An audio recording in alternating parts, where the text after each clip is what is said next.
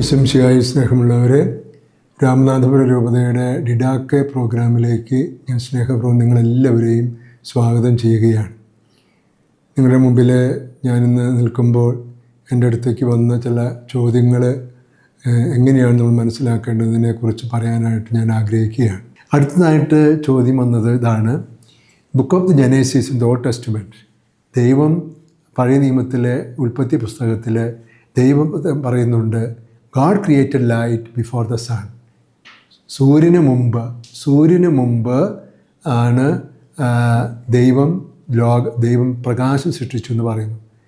But science tells us that the sun is a source of light. സൂര്യനാണ് പ്രകാശത്തിൻ്റെ ഉറവിടം എന്ന് സയൻസ് പറയുന്നു.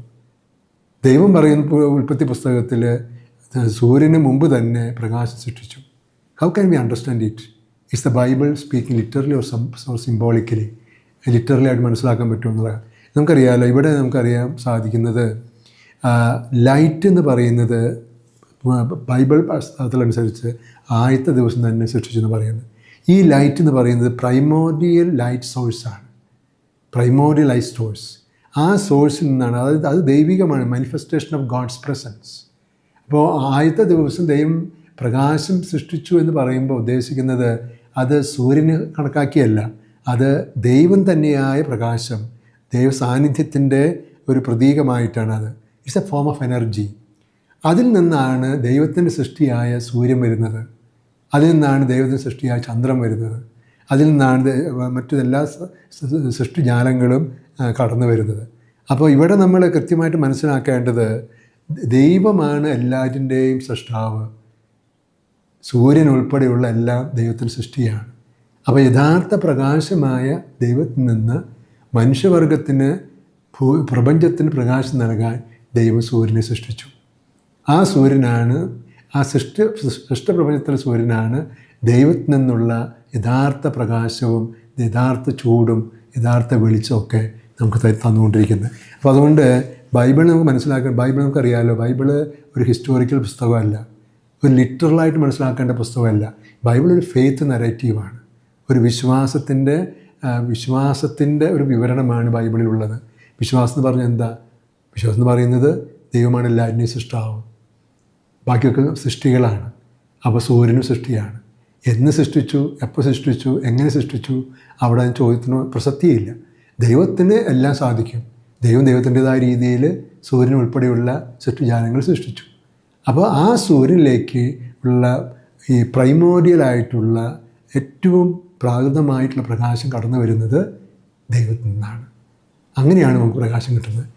അങ്ങനെ നമ്മൾ ഇതിനെ കാണാനായിട്ട് പരിശ്രമിക്കണം. അല്ലാതെ ഇവിടെ സയൻറ്റിഫിക് ആയിട്ടുള്ള പ്രൂഫല്ല പ്രധാനപ്പെട്ടത്. സയൻസ് പറഞ്ഞാലും പ്രകാശം ഉണ്ടായി, സൂര്യനിൽ നിന്ന് പ്രകാശം കിട്ടുന്നു. പക്ഷേ സൂര്യൻ എവിടെ നിന്ന് വന്നു? അവിടെയാണ് ദൈവത്തിൻ്റെ സാന്നിധ്യം നമുക്ക് വെളിപ്പെടുന്നത്. അപ്പോൾ ദൈവത്തെക്കുറിച്ച് പറയുന്നത് എന്താ? അൺമൂവ്ഡ് മൂവർ, അതായത് ചലനമില്ലാത്ത സ്റ്റാറ്റിക് ആയിട്ടുള്ള ഒരു മൂവർ. ബാക്കിയൊക്കെ മൂവ് ചെയ്തുകൊണ്ടിരിക്കുന്നു. പക്ഷേ സ്റ്റാറ്റിക്കായിട്ട് ഒരാൾ മാത്രമേ ഉള്ളൂ. അത് ചലിപ്പിക്കപ്പെടാൻ പറ്റാത്ത ഒരു യാഥാർത്ഥ്യം, അത് ദൈവമാണ്. അപ്പോൾ ദൈവത്തിൽ നിന്ന് ബാക്കി എല്ലാ സൃഷ്ടിജാലങ്ങളും വരുന്നു. അതുകൊണ്ട് സയൻസ് പറയുന്നത് അതും ശരി തന്നെയാണ്.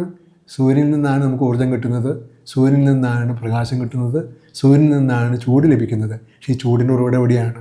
സൂര്യൻ പുറപ്പെടുവിക്കുന്ന ചൂടിൻ്റെ ഉറവിടം എവിടെയാണ്? സൂര്യൻ പുറപ്പെടുവിക്കുന്ന വെളിച്ചത്തിൻ്റെ ഉറവിടം എവിടെയാണ്? That is the answer for the existence of God. അപ്പോൾ ദൈവമാണ് എല്ലാറ്റിൻ്റെയും ഉറവിടം. ദൈവത്തിൽ നിന്ന് സൂര്യൻ വരുന്നു. അപ്പോൾ എന്ന് സൂര്യനെ സൃഷ്ടിച്ചു, എന്ന് പ്രകാശം സൃഷ്ടിച്ചു എന്നുള്ളത് ഇവിടെ വലിയ പ്രസക്തമായ ചോദ്യമല്ല. ഇവിടെ നമ്മൾ ഉൽപ്പത്തി പുസ്തകത്തിൽ പറയുന്നത് ദൈവം എല്ലാറ്റിനെയും സൃഷ്ടാവാണ്, സൂര്യൻ ഉൾപ്പെടെയുള്ള എല്ലാറ്റിനെയും സൃഷ്ടാവാണ്. ആ സൃഷ്ടാവിൽ നിന്നെല്ലാം ഉണ്ടായി, സൃഷ്ടപ്രപഞ്ചം ഉണ്ടായി. ആ സൃഷ്ടപ്രപഞ്ചത്തെ റീക്രിയേറ്റ് ചെയ്യുന്ന ജോലിയാണ് ശാസ്ത്രം ചെയ്തുകൊണ്ടിരിക്കുന്നത്, സയൻസ് ആൻഡ് ടെക്നോളജി ചെയ്തുകൊണ്ടിരിക്കുന്നത്. അപ്പോൾ recreation of the created universe which was created by God, the unmoved mover. ആ അർത്ഥത്തിൽ നമ്മളതിനെ മനസ്സിലാക്കും.